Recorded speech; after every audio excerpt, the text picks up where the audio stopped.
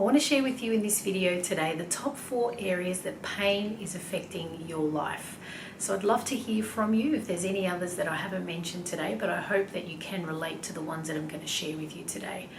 The first one is mobility. So your inability to move, particularly first thing in the morning when you've woken up, you've gotten out of bed. It's quite typical for me to hear from my clients that it takes them about 15 to 20 minutes to get going. Once they're going, things are a lot better and their body is moving more freely.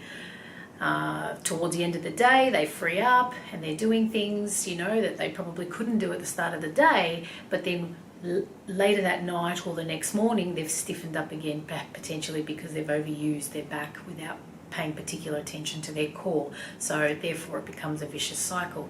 The second one is interrupted sleep. So you know what it's like, I'm sure we all know what it's like to be interrupted in our sleep, but to have that every night or continuous nights because of your pain, because of laying on the particular side or laying down on your back for a prolonged period of time and waking up. So you can see how that would affect waking up in the morning after having a not so good sleep. It would, start to cause more pain.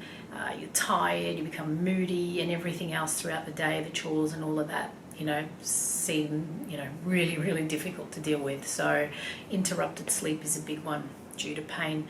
The next one is your inability to exercise. So obviously, there's been a lot of myths over the years around back pain and exercise and whether or not we should be resting or, moving. But, my answer to that, to most of my clients, is that if you are in acute pain and there is inflammation around the area, okay, rest, whether it be 1 or 2 days, a couple of days, but the moment you can start to move again and exercise, that is what's going to get you better. It's not dangerous at all, but there is a lot of myths surrounding all of that.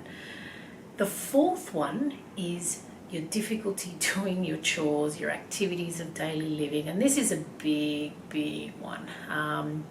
Probably up there with mobility and inability to move in the morning. So you can imagine how this makes people feel, with back pain and not being able to get on top of their daily chores, and it starts to make them feel really unsettled and potentially cranky and angry, and so all really common things. I'd like to share with you a story now with someone I'd seen just before Christmas, and she'd come to me having back pain, postural pain, neck pain, low back pain, pretty much all down the spine. And when I said to her, here are a few exercises, well, we delved on the topic a little bit more and we discussed our options moving forward, because I knew I was only going to see her for one session before Christmas. While she was away, she would be returning later in January. So we'll be continuing that journey. But what I did say to her was, if you start to do the structured exercise program that I give you, you will start to feel better. You will alleviate some of your pain. And the look on her face was priceless, because I think all of these years she's believed that wasn't going to be the case, and it was just something she had to live with. And that is so common for people to think that pain is normal, when in actual fact pain isn't normal.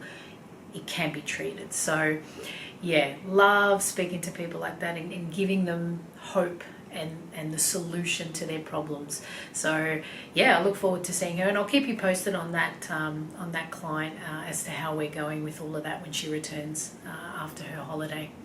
I hope you took a lot out of that. Again, if there's any other areas of life that pain is affecting, please share it with me. I'd love to hear it, and I'm happy to have a discussion about that. Take care.